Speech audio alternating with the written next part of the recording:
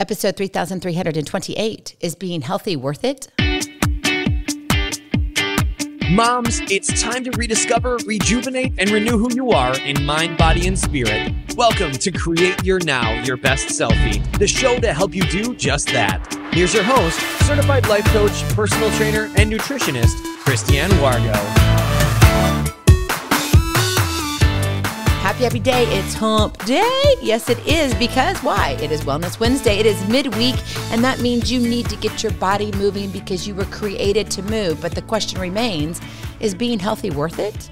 For those of you who are brand new to Create Your Now, welcome to this incredible family. I'm so delighted of your presence.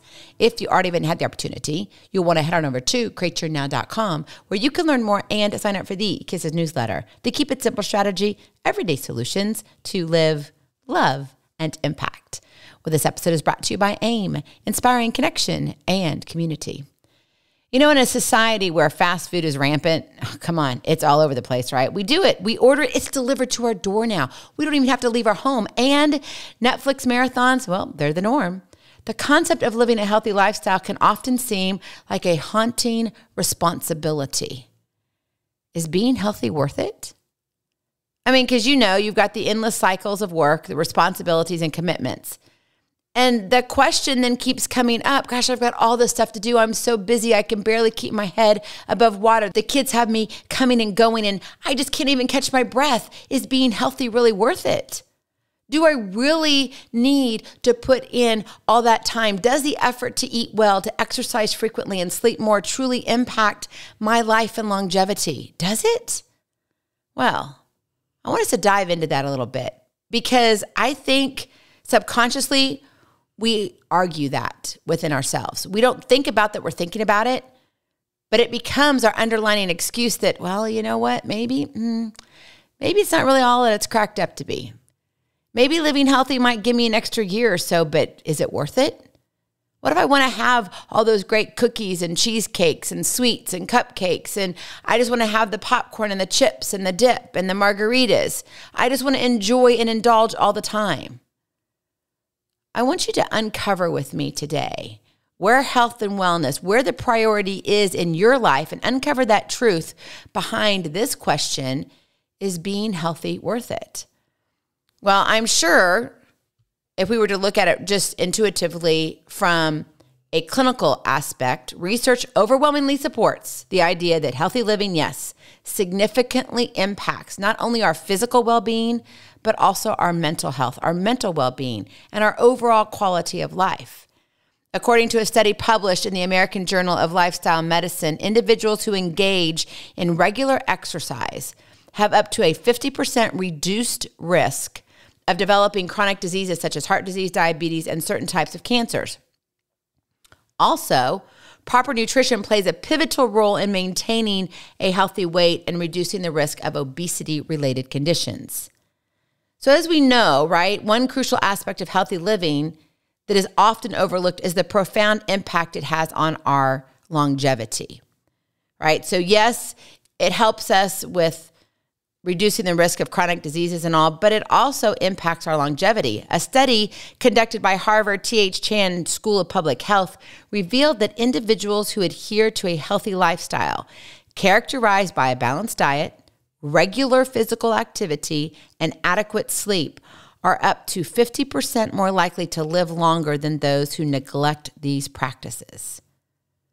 So what they're saying here is that if you eat a balanced diet, you exercise regularly, not just because, you know, oh yeah, it's a new year, New Year's resolutions, I'm going to do it, and I do it for 3 weeks. Okay, I'm done for the year. No, regular physical activity and adequate sleep. You know, for me, I'm always working on my sleep. I'm getting better at it, by the way. I've been going to bed over the last 3 nights, I kid you not, before 10 o'clock. I know, drop the mic. Are you not proud of me? I mean, I'm proud of myself. But it's in stuff like this that I really begin to look at the question, is being healthy really worth it? Is it something that I really need to adapt to a lifestyle so I can maybe live longer, maybe have less diseases, right? It's not a guarantee, right? And nowhere in any of these studies does it say you are guaranteed. It does not say that. And so you wonder why we have an issue of, gosh, I kind of like my sweets. I like my root beer floats. I enjoy my chips and dip. And, margarita here and there like every other night, or wine every night. Or maybe I'm going to have a beer or two also. Oh, wait, and then I'm going to eat lots of red meat because I'm a steak girl. Oh, and then how about, right? We just this whole lengthy list. Oh, don't forget the Route 44 at Sonic. If you like Sonic, right? You get the big drink. Or back in the day at Quick Trip, the big gulps, right? 7-Elevens. Or wait. Big gulps were 7-Elevens, right? Yeah, I can't remember what Quick Trip is now. Anyway, you know what I'm saying, right? We go and we get these huge 32, 42 ounces or 44 ounce drinks, and we fill it only maybe a third full of ice.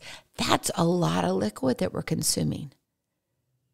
And we don't even think about, gosh, am I even taking in that much water?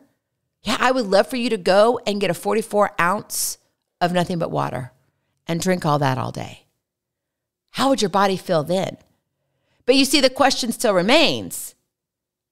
Not only are we looking at, well, is being healthy worth it? What if we were to change the question and make it like this?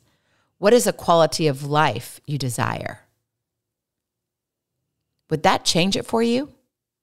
Would that change how you approach healthy living? What is a quality of life you're looking for? How do you want to live the next 10 years? Oh, wait. How do you want to live the next 3 years? I'm not even going to stretch it to 10. I'm only going to 3. And I would love to say the next 1 year even. But a lot of us need that 1 year to make those changes. It takes a long time because you didn't get to where you are today overnight. You didn't. It's taken years, most of the time decades. We've had stress, cortisol issues, ups and downs. If you're a woman, you've had babies. And if you haven't physically had babies, you've had the stress of mentoring kiddos, right? That's a whole nother conversation, but it takes a toll on our bodies. Men, I get it. You're blessed. You didn't have to have children. You have to deal with children if you're a dad, a grandpa, right? But it's different than us mamas. And it's not saying we're better. I'm not saying that at all. So don't send me hate emails. But seriously, how would you answer that question? What is the quality of life you desire? And I think really ultimately that's what it comes down to. You've got to define your quality of life. That is your Kiss to Keep It Simple strategy. Define your quality of life. You've got to figure out what matters to you. Not what matters to Christiane. Not what matters to my kiddos or my husband or your puppy dog, right? It doesn't matter. What really matters is what matters to you, because you only can control you. You control the food you put in your body. You control the drinks that you drink. You control how many snacks you have. Nobody else is forcing you to eat or not eat or what to eat. Now, if you're a child, okay, I get that. You may have your parents that are, kind of asking you. But if you're serious and you're actually listening to this podcast, go have a conversation with them. And then tell them to listen to this podcast and say, this woman here says we really need to define our quality of life. Okay? Use me as that bridge to have an open discussion. But if you're an adult, you're making the decisions for yourself. You're going and buying the food that you want to purchase. You're eating the food. You go out. You call Uber Eats or whoever it is to show up on your doorstep and drop off your food. And then you eat it. You consume it. Oh, delicious. And yes, for convenience, once in a while, yes, but every day? I mean, think about it. But again, it comes down to you've got to define the quality of life for you in this stage of life, in this season that you're in. You may be in a season that you're traveling a lot. And so how you grocery shop is going to be totally different. You may have to eat out differently. But if you're staying at home and you know that you're working on a book, or maybe you recently broke your leg and you're going to be sitting more than you are moving just because of what's happened, then you're going to need to define your quality of life differently than someone who could go out and run 10 miles, right? So I think it's really important that we look at what we define as being our quality of life. And then we can ask ourselves a question. The closed question is being healthy worth it? Now, I'm going to give you my short answer because I'm sure you're wondering, come on, Christiane, do you think it really is worth it? Yeah, I really do. You know why? Because I've been on this train for a long time. I'm over half century. Whoop, whoop, raise the roof. But in doing that, I've done a lot of things. I've been pregnant or nursing for 10 years. That takes a toll on your body. I've raised 5 beautiful children, and now I'm loving on 2 grandchildren, a little boy and a little girl. One, 3 years, the other just turned 4 months.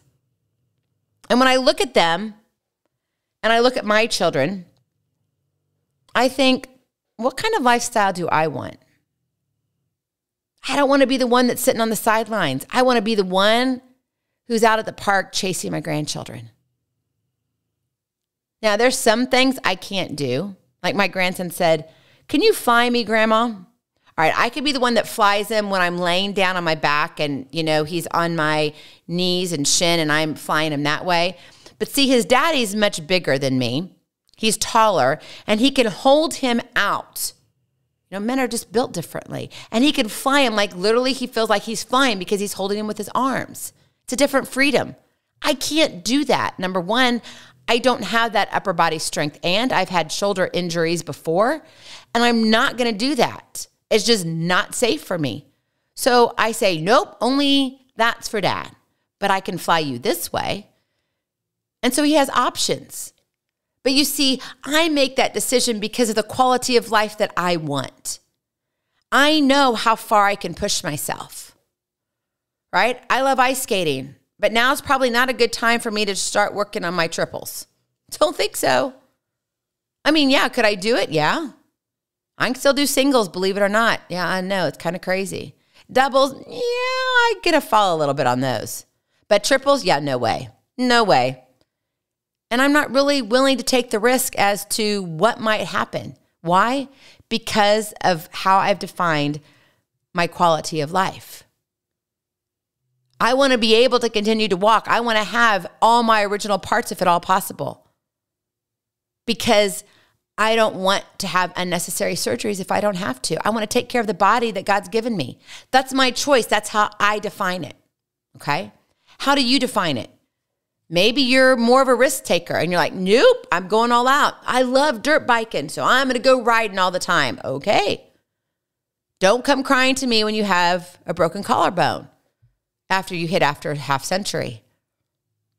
It's going to be a harder, longer, recovery period than it is when you were 17 years old. But if that's your quality of life, that's not for me to judge, right? So just really think about that. And I know we don't think about it. That's why I want us to think about it in a different manner, because we're all getting older. Every single day we age. Every single minute we age. Now, I don't want you to get depressed on me. Aging is a positive thing. I love it. I love what my body can do. It's exciting.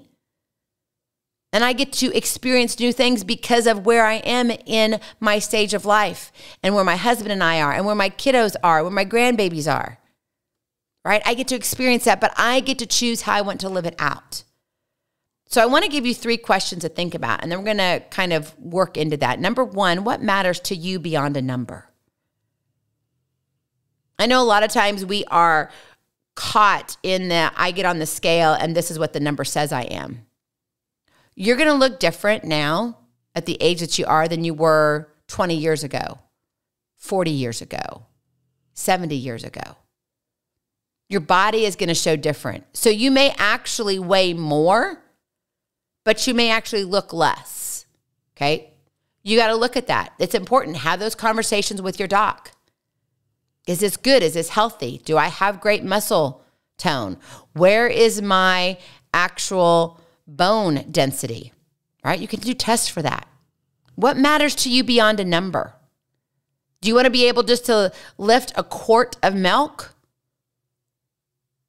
And notice I said a quart of milk, which is not very heavy. All right, it's not a gallon, it's a quart. Or do you want to lift your 3-year-old grandson? What is it? So start small, right? When you look at that, what matters to you beyond a number, and begin incorporating small changes. When you know, like, gosh, Christiane, I want to get stronger. Great. Don't try to start lifting 50 pounds at a time. That's called stupidity. That's what that's called. You're going to hurt yourself. But start small. Start with 2 and 3 pound weights. Yes, literally like that. And if you don't have those weights, then use bottles of water or cans. Okay? Start with those small, little changes. Start developing a routine. Maybe you eat differently. Instead of having French fries all the time, you have a side salad. Or just don't order the fries, period. You don't have to have a side just because they offer it. Take brisk walks during your lunch breaks, right? Stop sitting on your butt all the time. Get up and move. Our body was made to move. But again, what matters to you beyond a number? When you know that answer, then you can make minor adjustments and gradually lead to more significant improvements in your overall health. One step at a time leads to miles of greatness. This isn't a sprint, it's a marathon. So enjoy the journey. My second question for you, where do you need to begin your health journey? Where are you right now? Be honest with yourself, not with me. Honestly, it doesn't matter to me. I mean, it does because I love you. Okay?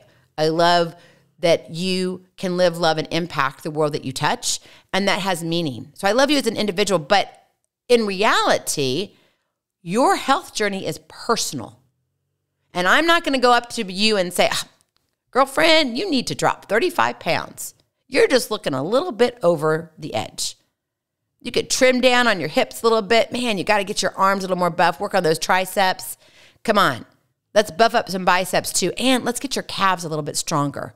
It'll help you when you walk in your everyday. No, that is not for me to come up and make that comment to you. It's your health journey, not mine. So where do you need to begin? What does it look like? Do you need to lose 35 pounds? Maybe you have no weight to lose, but you need to gain muscle. So you need to eat differently. You need to eat more protein that your body can actually absorb and use. You see, you can't build muscle without protein. And a lot of us, oh yeah, we're trying to build that. We're lifting weights, but we're eating like a little bird. Good luck. It's not going to happen. And eventually your body will turn on you and it will start eating more and you're just going to get weaker and weaker and weaker. You've got to know what you need to put into your body to achieve the goals that you're going after. So where do you need to begin? Set those realistic goals. Whether it's committing to a certain number of workouts, walking a certain amount of times, reducing sugar intake.